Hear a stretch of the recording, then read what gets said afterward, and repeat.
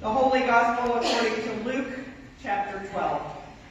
Glory to you, Lord. Someone in the crowd said to Jesus, "Teacher, tell my brother to divide the family inheritance with me." But he said to him, "Friend, who set me to be a judge or arbitrator over you?" And then he said to them, "Take care.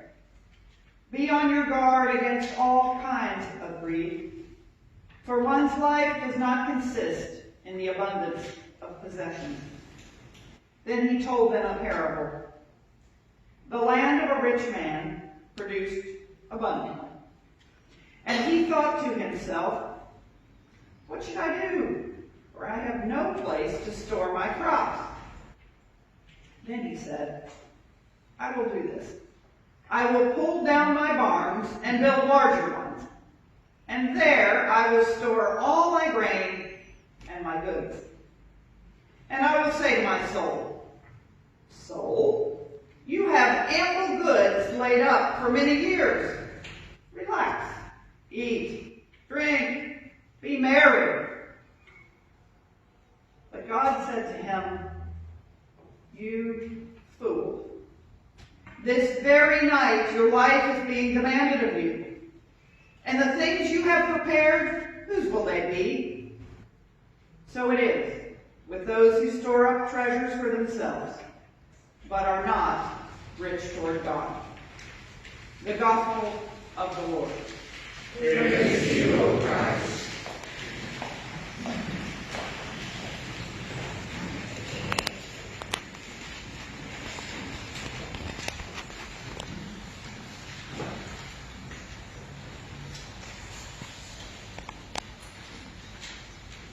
Well, this morning's gospel passage makes me uncomfortable. I would have preferred, in fact, that this lectionary stone had landed on Pastor Beeman's preaching desk. That's because I am very unclear about what I think is enough.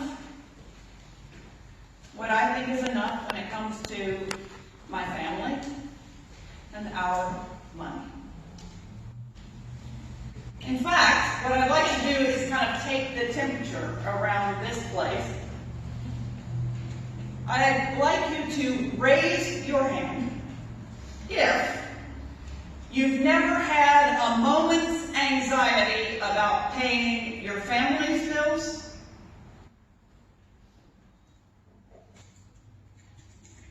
Right? Just about what I expected. Let us pray.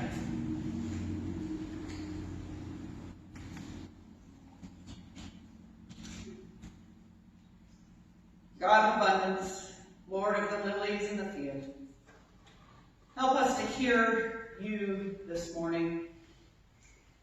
In the midst of our fear of not having what we need,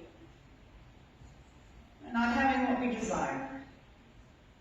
Help us to hear you that we may make peace with our discomfort around how we choose to spend the money you have provided, so that we may rejoice that we can meet our own needs, the needs of those we love, and even help meet the needs of those outside our intimate circle that you call us to love.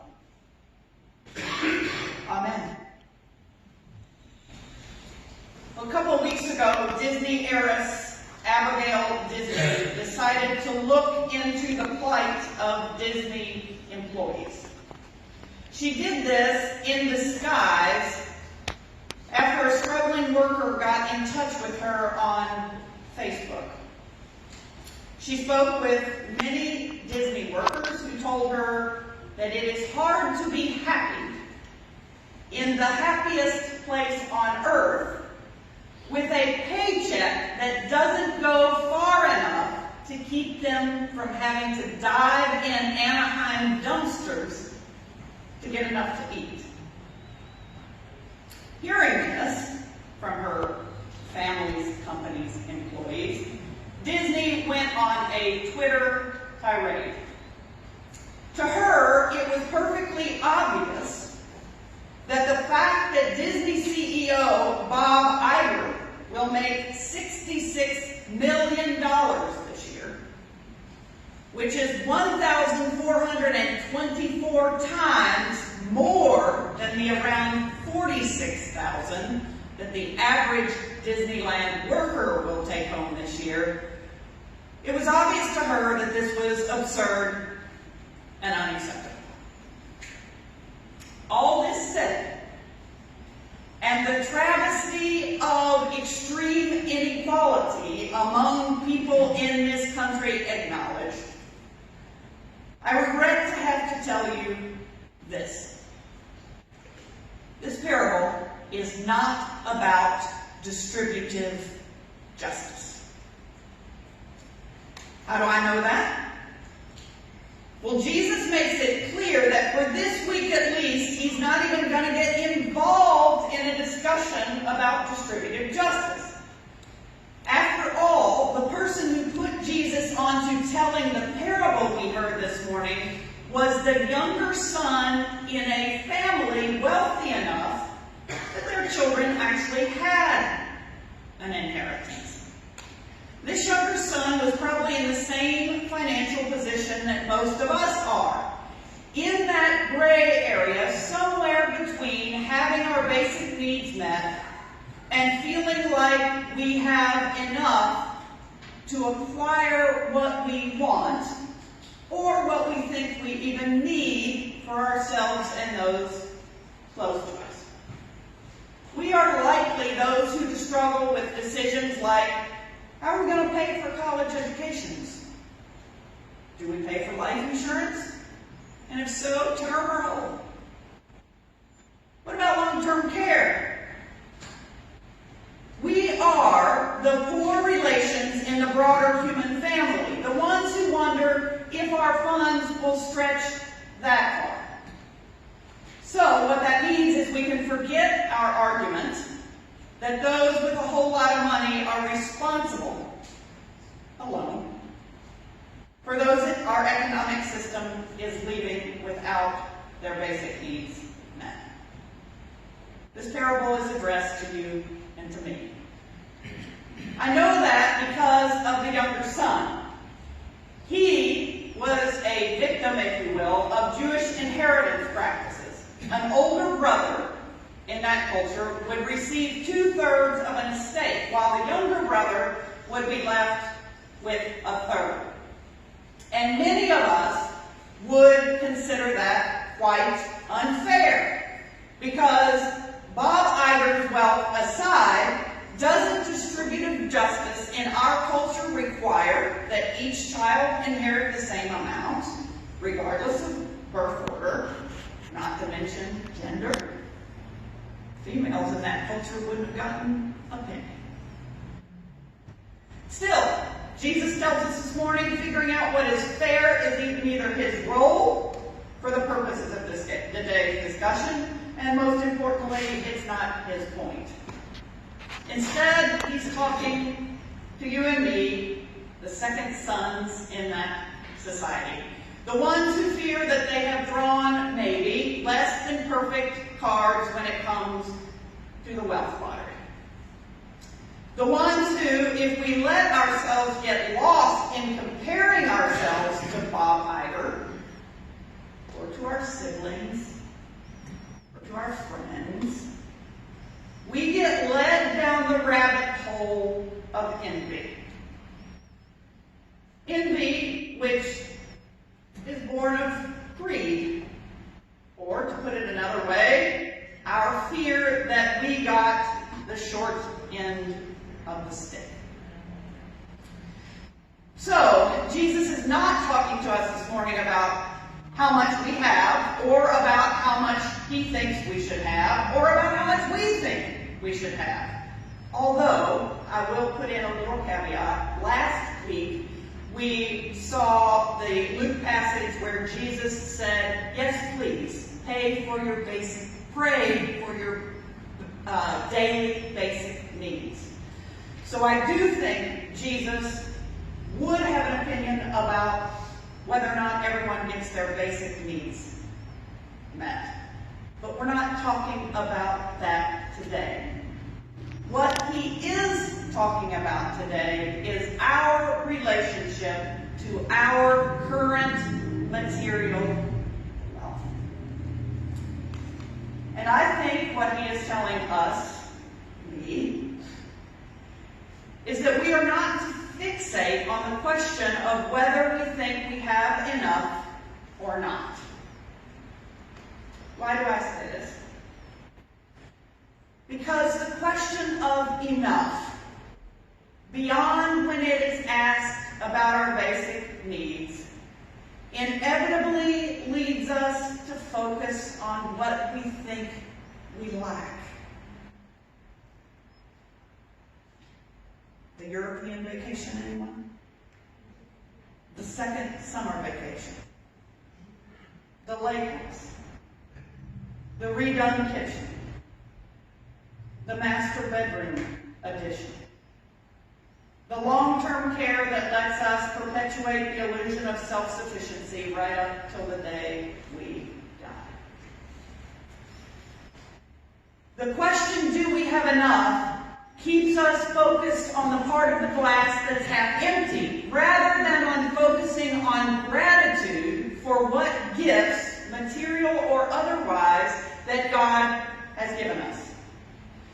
Gratitude, when I take the time to practice, I have learned, is the antidote to the scourge of scarcity thinking. The scarcity thinking that draws us into worry and fear of all kinds, especially, I believe, to the fear that maybe we don't have enough, maybe we aren't enough. That's why I think today Jesus suggests that we replace any fixation that we might have on whether or not we're content with our income level is not nearly as helpful as a focus on what it means to be rich toward God. Why focus there? Because our Christian faith tells us that our God is a God of abundance. And the question is, what is enough? And do we have enough? Do we have our fair share? Keep our eyes stuck on scarcity. Whereas the question of where has God been rich toward me, and how might I share in or even increase that richness by being rich toward God, that leads us to see all of life, even our financial life, as a glass that is constantly being refilled, not by our gifts, but by the grace of God. The answer to the question of what being rich toward God is may be as varied as possibilities for how we practice belonging to one another and to our Savior. But I am sure of this. I am convinced that practicing the gifts of the Spirit begins with our recognition of the gifts we have already received and continue to receive day by day from God's hand, gifts material and other. You see, the shortcoming of the rich fool was not that he had money. It was that he lacked gratitude for the money he had. And he lacked the sense of connection to God and other people that gratitude would have provided him with.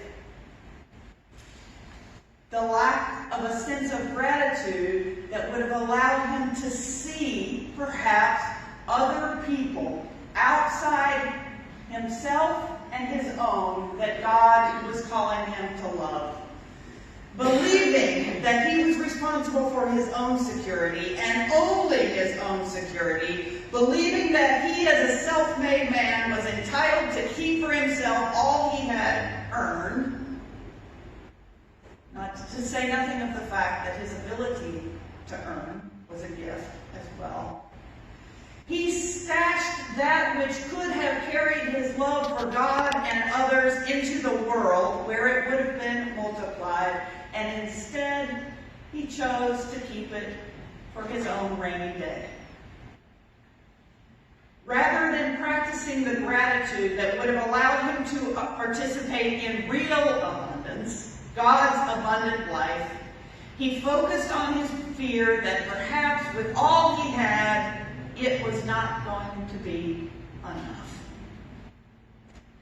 I think Jesus employs this parable to singe away any illusion that the life worth having, life eternal, joyful, and deeply meaningful to the one living it, is synonymous with the American ideal of independence, prosperity, and success.